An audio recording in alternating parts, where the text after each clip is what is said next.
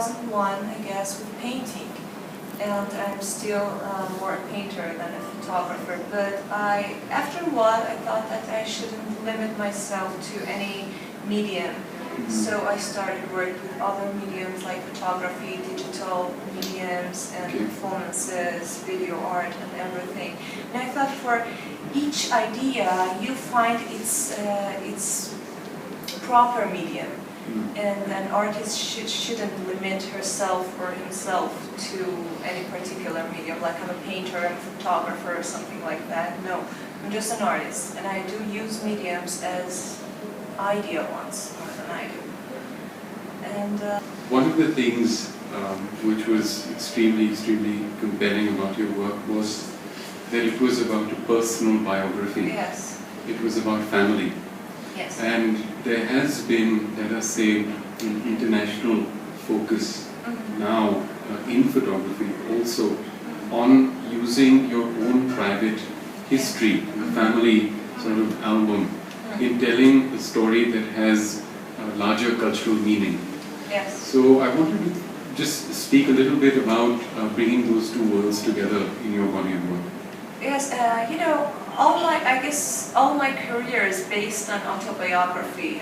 Even in my paintings, in my video performances, in my video arts and photographs, I use myself and my family in my life. Things that happened around me, things that surrounded me as the material for making a piece of art. So I just think it's a part of me. It's not something that I chose. I started painting myself, my very own portraits, and minute portraits actually. And then I started to, because I was in Iran, I started to paint myself more covered and everything. I've always said that medicine helped me a lot in my career in art. Of course, I didn't go through my career in medicine. I just graduated from medical school and I gave it up. But it helped me a lot. It made me see things that many people don't know.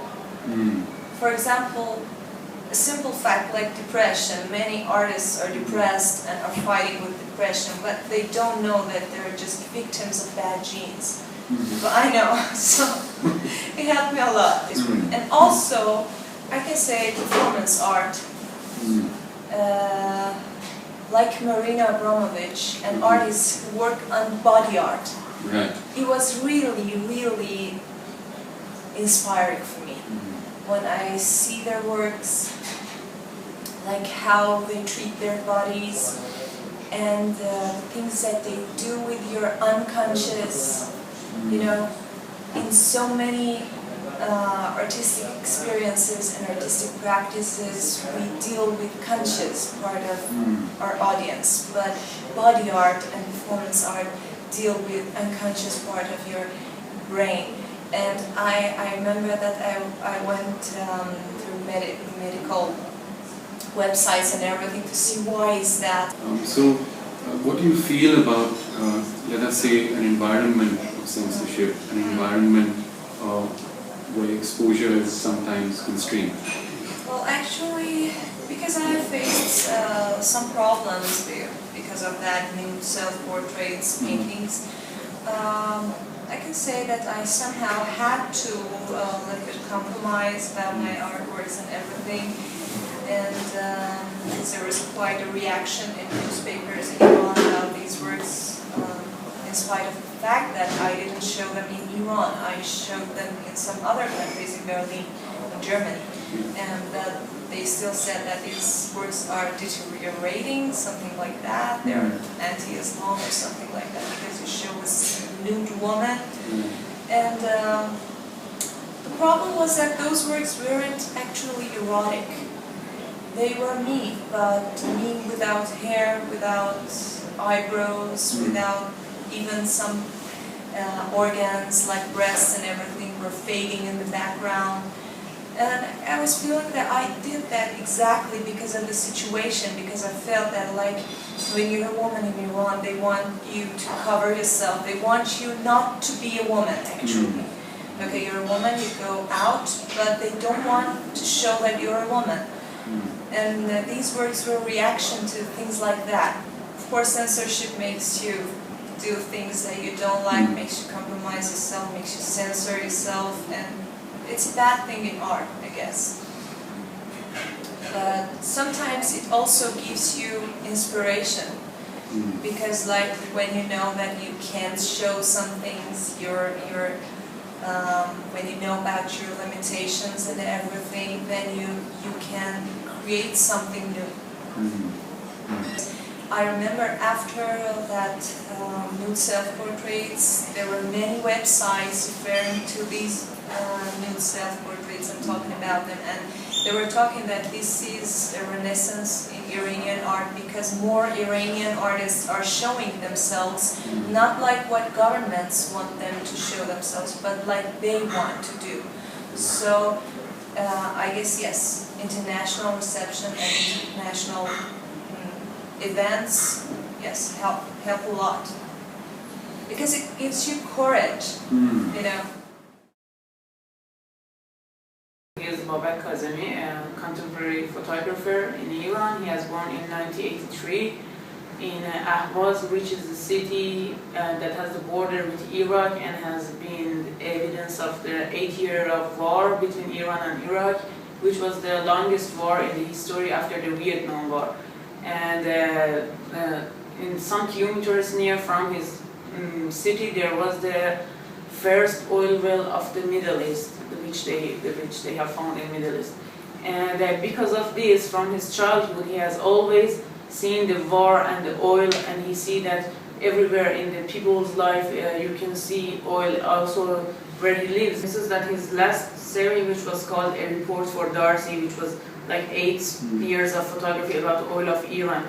The name was A Report for Darcy. Darcy was an Englishman who never came to Iran, and he never saw a barrel of oil with his own eyes, but he was called the father of Middle Eastern oil. And he was a great trader. He sent some people to Iran and they found oil, and he was a trader.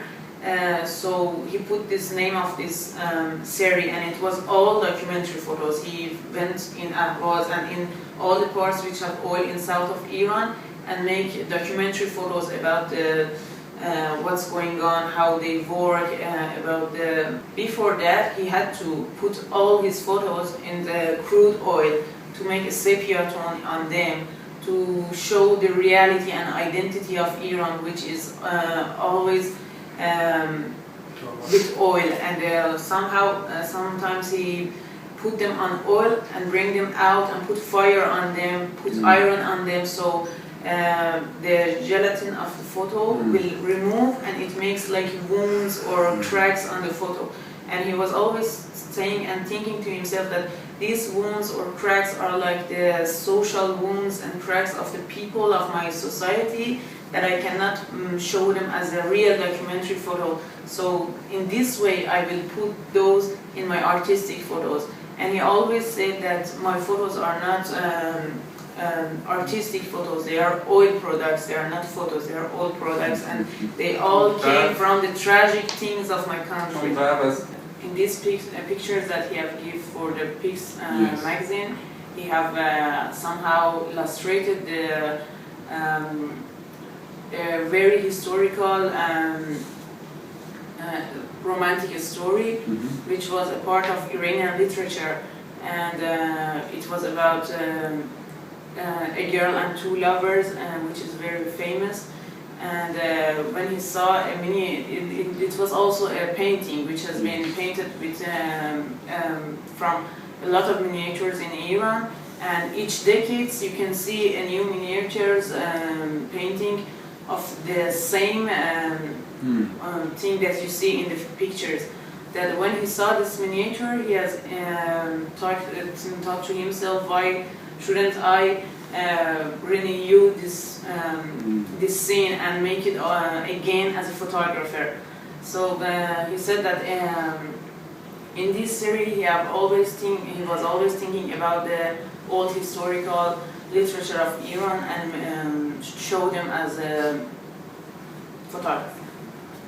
In Exit of Shirin and Farhad, he was focused on the romantic tragedy of Shirin and Farhad, and he thinks to himself that it's just like the romantic stories of the contemporary Iran, that a lot of lovers can reach each other and they have to be separated because of the situation of the country and situation of their family and many other problems. They move to another country, they leave each other, they go to be with someone else, and this tragic feeling was so much impressing to make this series. And also in Alice in Land of Iran, that it was like the girl with the suitcase. He was thinking to himself that why does it happen that everyone move and leave their country with all the memories behind? They put them just in a suitcase and fly to somewhere else, and leaving everything behind. And also now in their projects he want to make in future, he also want to think about the literature, and he want to be impressed by some poets of Khayyam, which is a very famous. Yeah. Your relationship, in a sense, with heritage and history and literature, but in your other work, which comes later, which is becoming more of a political statement through photojournalistic expression, is there a kind of politics within this story of Shirin and Farhad that is carrying on through? میاد چیزی که برای ماجرای ما از دو تا دیدگاهی به کارتون نگاه می‌کنم. 100% من همونجور که گفتم همون که رابطه‌های عاشقانه که گفتم که صورتش خیلی کم میگه و همیشه به سرانجام نمیرسه رابطه‌های عاشقانه به خاطر دلایل مختلفی که تو کشور هستش. Main thing in this series was the immigration, and the immigration comes from the background of the country and the political and social problems that people have. And he said that this thing that I shown in these pictures was that our love stories in Iran, most of them doesn't have a happy ending because everyone have to go and be separated, and this makes some kind of disappointment in the lovers, and they never get their desires and like this. And also when I put the name of Exit of Shirin and Farhad on this series, it's just like I'm putting Shirin and Farhad out of country, like all the lovers have to go and everyone have to go out of the country. And also like the carpet is like a very it's like a heritage of Iranian, it's like a symbol of Iranian, and Persian carpet is so famous all around the world that we grow up on carpets, we play on carpets, all the stage photography is the only thing people are seeing also internationally from Iran. So one always asks oneself, how does one actually see the reality in Iran, outside Iran, if there's no photojournalism? It doesn't exist. میگن که حالا با توجه به چیزایی که هست 100% با حرفشون موافقم که اتفاق فوتوژورنالیسم خارج نمیشه. همون فوتوژورنالیست تو ایران وجود داره. Iran is a country that all around the world they cannot see a lot of documentary from Iran outside, and but beside all of this, Iran has a lot of great documentary photographers and have a lot of photojournalists which are very good. But because he thinks that not only in Iran, all around the world, all the governments don't like other countries to see the reality, don't like other countries to see the documentaries. Because of this, all around the world, and especially in Iran, the government fight always against the documentary pictures, movies, and everything which is documented about the reality. And he says that because of this, we don't have many newspapers in Iran, we don't have many medias in Iran, and because of this, also the journalists which work with their newspapers or magazines or all kind of medias, they cannot represent their photos, and they have to put them all in an archive in home. He himself was a photojournalist and making some documentary photos. But because of the situations of the country, he have to put them back and come to the artistic photos and make his money and his work with the artistic photos. And he said that he had a teacher somehow that he's dead now. He was called Bahman Jalali. He was very famous in Iran, and he was always saying that when a country wants to ruin all the photographers, they put the name of artists on them, so they cannot go in the streets and make photos. So they come to their studios and make some scenes that they see in the street. They see them and they come to their studios and make that photo like somehow in other ways. 3 months ago he had an exhibition. It was called 8-Year Persian Pickle.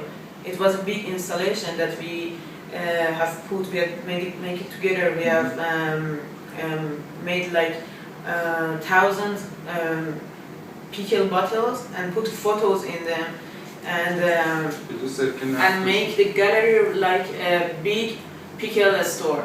And we was showing that in the past 8 years of our presidential time, in the time of our last president, something happened that people had become so lonely, and they just put themselves in their houses, and they had become, they thought so much about loneliness and being alone and disappointed, and they had become like pickle. As you know, when you put something in a pickle, as long as it takes, how long you put them in the shelf, it will become much more tasty and better.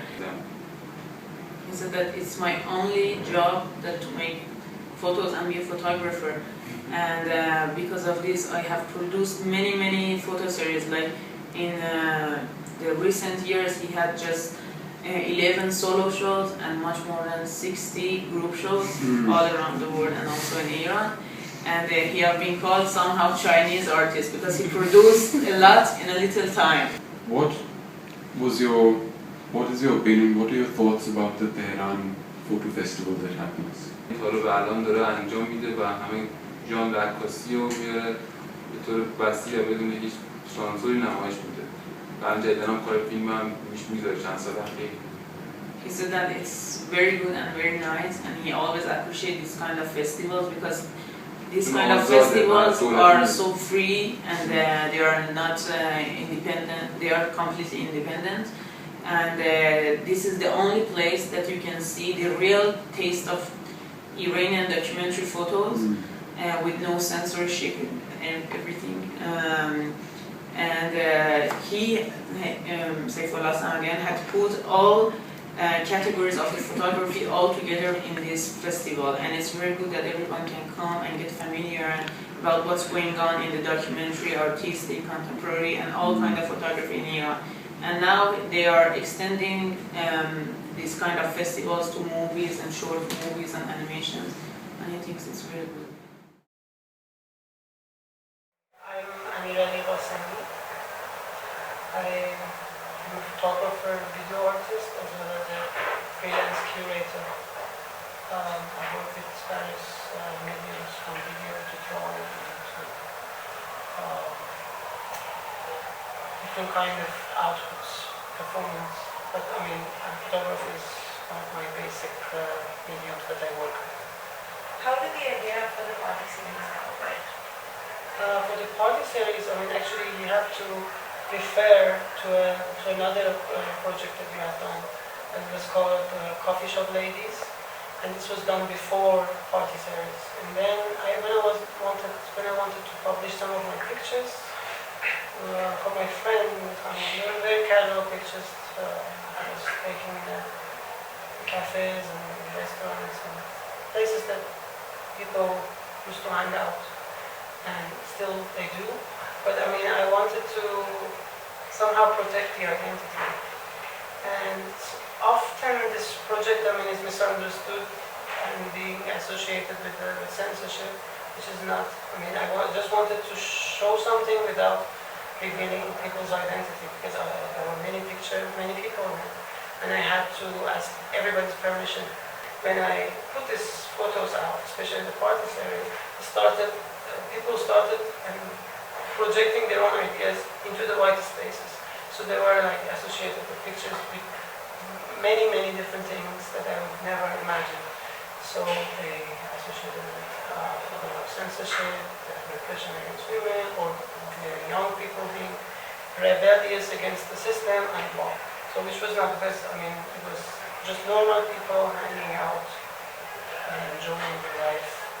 and maybe sometimes forgetting about politics. And that was the exact opposite that was being added to the pictures. So, and I'm planning to make a video game out of it, an adventure video game, because I realized that the fun is gone. Everybody's like pushing the pictures into the very black and white ideas they have, and that's it. And maybe at some point we have to maybe write more and to create more, but not only images, because the images are traveling so much faster than the text, than the narrative. There is sort of something called modernism, and what is the space of modern Iranian art? I mean, do artists over here emerge, as you have said, your background in graphic art and so on and so forth? But is there, an art historical arena that looks at modern practices of Iranian now? I think at some point some people try to do new experiments, like for example Paris Tanavoli or Abbas Kiarostami and other people who as an artist, there is no borderline that you can draw and say, okay, this is the time that the modern art here finished and a new arena started. It somehow fades into each other, and but I mean, since the Iranian contemporary art is not really well defined, you cannot say where the other one, the modern art movement has stopped or is still going on, because many of those people they are still alive and they are producing works. The definition that comes from the Western way of writing art history, I don't necessarily believe in that, because the context is different. You cannot try to force a format which happened, for example, in the United States or in Europe, and try to find a similar, visually matching pattern or works and say, okay, this is Iranian modern art, and this has some traditional motif too. And I think it's a bit problematic too.